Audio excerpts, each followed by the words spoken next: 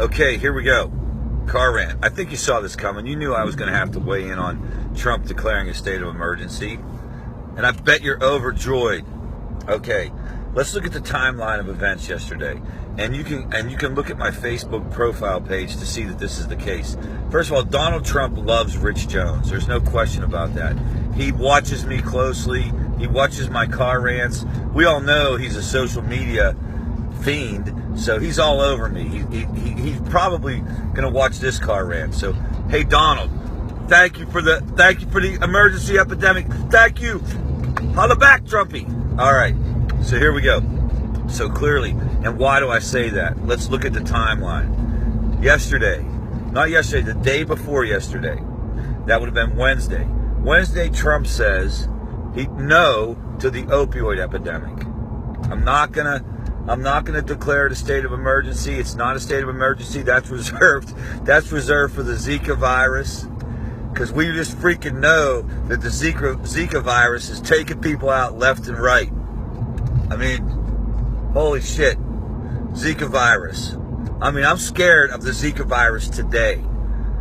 I'm not even sure what the Zika virus is, but I'm pretty sure I saw a Zika lurking around the favorite building last night before I left. I was there real late last night. It was just me, and I kept seeing this Zika running around. So usually it's reserved for the Zika virus. So Trump was like, nope, we're not going to do it. This isn't the Zika virus. Well, let's look what happened then, guys. Let's just be honest. Look at my timeline. I came out and I wrote a couple things, and I said the government will never solve this problem. There's a picture of Trump talking about me, saying, you got to listen to Rich Jones. He understands recovery. And then about 6 hours later, after I put out that post, Trump changed his mind. He came out and he said, all right, it's the opioid thing it's an emergency. And we're going to attack this emergency bigly. And we're going to go after it. Now, is that coincidence? I think not. I think I got the ear of the Donald. I think the Donald is all over this. Listen, Trump, you could come out in the comments and say that you're watching. It's no big deal. I mean, a lot of people are interested in what I rant about. Now, on a serious note, I'm going to get to Donald. I'm going to talk to him about the allocation of this money. Because I'd like to see it be a substantial amount of money. I'm talking 20%, 25%. Go to authentic recovery community organizations. There are organizations out there that have already been vetted. There's a national accrediting body called CAPRIS that is very thorough, that delineates between these clowns that call themselves recovery advocates and people who are actually recovery advocates.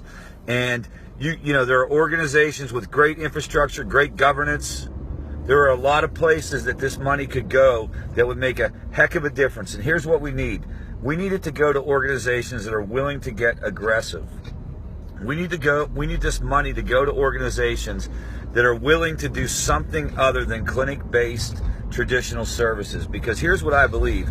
Even if you roll out all the access in the world, even if you roll out all the medication-assisted treatment in the world, none of it's going to matter unless somebody's connecting to these folks.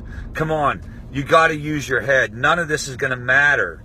It never has made a difference unless somebody is actually connecting to these people with substance use disorders and their families. And treatment centers can't do it. Treatment centers cannot do it. They you know what they can do well? They can do acute care well. They cannot do peer recovery. I have talked to people who've been hired by treatment centers all over the place, different places, different states. And you're always marginalized when you work in a treatment center. You're a second-class citizen. That's just the facts. The clinicians drive the ship. So what do? How do you get around that? You have treatment for the acute care phase, and you have authentic recovery community centers for the outreach and the connection and the navigation of the system. This is a fact. This is not Rich Jones making this up. People who know a lot more than me have written about this. Look at a guy like Bill White. He knows his way around this stuff way more than Rich Jones. He understands the importance of independent organizations in this process. All right, I got to go because I got a 9 o'clock conference call with Trump. We're going to talk about North Korea and how we work that out. I'm thinking about a recovery community center in North Korea might help take care of part of this problem. And I'm looking for my first client, Kim Jong-il. All right, later.